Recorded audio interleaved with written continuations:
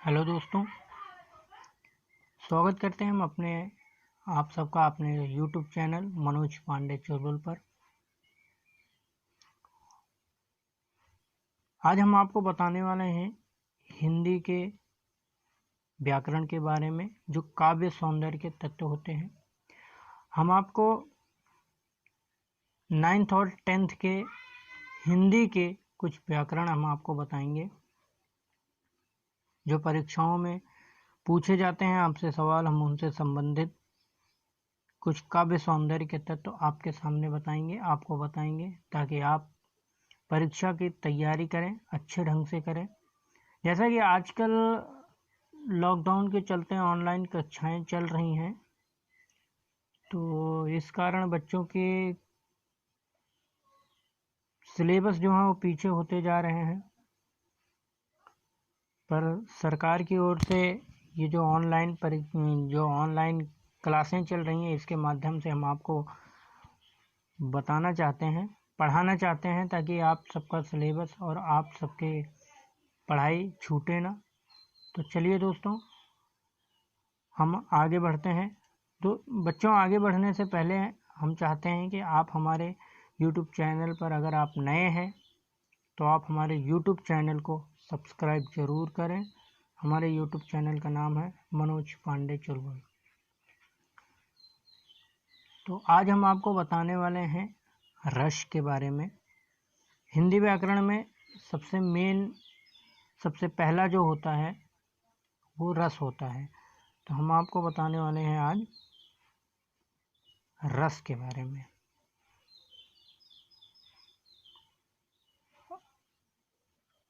सबसे पहले बच्चों, हम देखेंगे, हमें ये पहले पता लगाना है कि रस क्या है, या रस हम किसे कहते हैं। किसे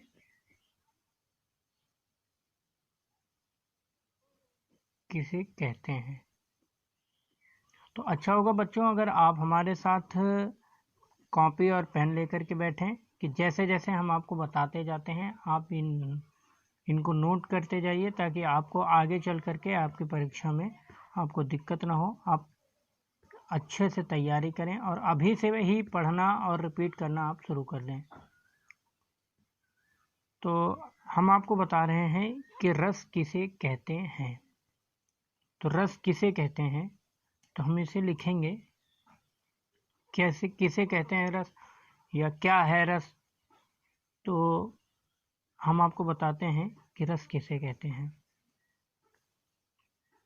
चलिए लिखते हैं हम कि कहानी,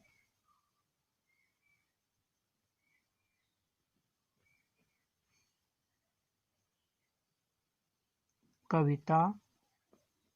हम आपको सरल शब्दों में बताएंगे ताकि आपको बहुत जल्दी याद हो जाए, क्योंकि बड़े बड़े शब्दों में और बड़े बड़े पैराग्राफ में लिखने से कोई फ़ायदा नहीं है। जब आप सबको याद ही ना हो तो लिखने का क्या फ़ायदा होगा। इतने बड़े बड़े अक्षरों में, इतने बड़े बड़े पैराग्राफों में लिखने का क्या फ़ायदा है।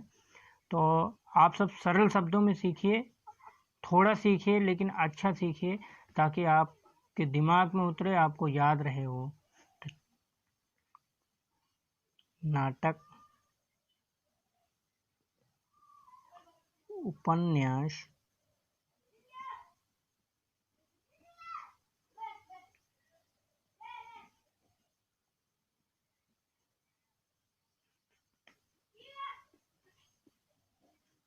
पढ़ने एवं सुनने तथा देखने से जो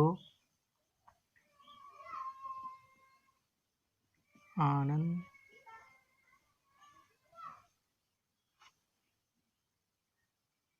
प्राप्त होता है,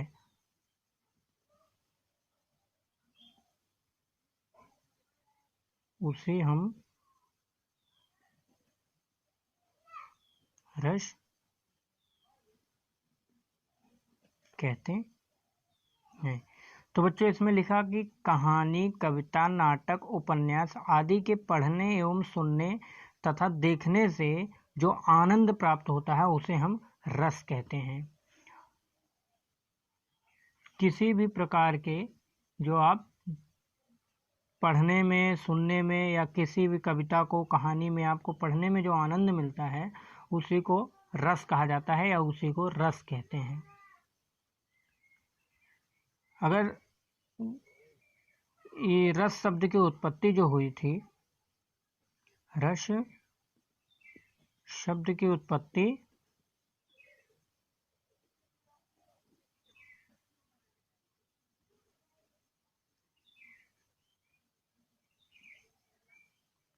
संस्कृत के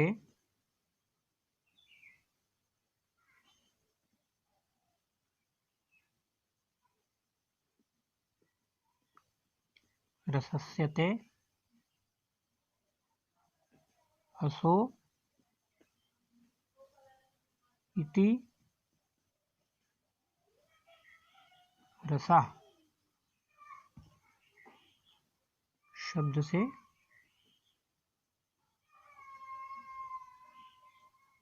हुई है,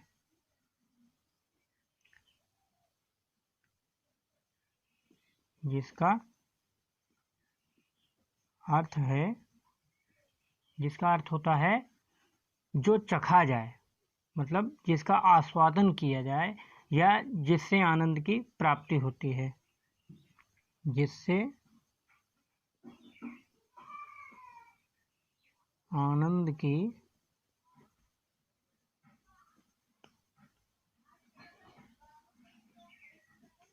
प्राप्ति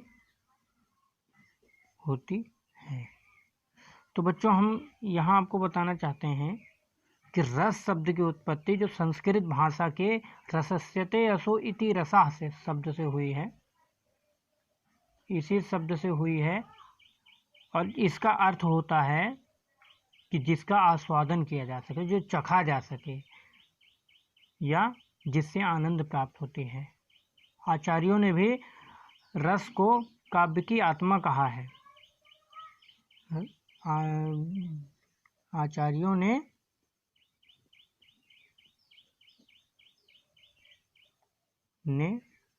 रस को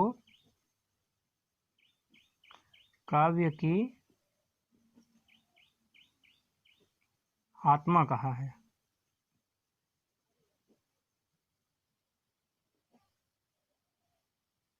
दोस्तों, वीडियो थोड़ा लंबी बनती जा रही है, इसलिए हम अपने इस वीडियो को यहीं रोकते हैं और हम आपको अब बताते हैं ये रस कितने प्रकार के होते हैं, रस के कितने अंग होते हैं।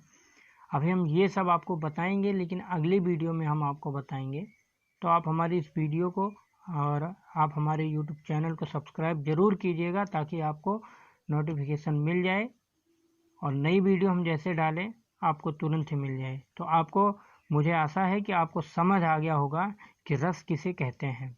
आप एक बार फिर से रिपीट कर लीजिए कि कहानी, कविता, नाटक, उपन्यास आदि के पढ़ने एवं सुनने तथा देखने से जो आनंद प्राप्त होता है उसे हम रस कहते हैं।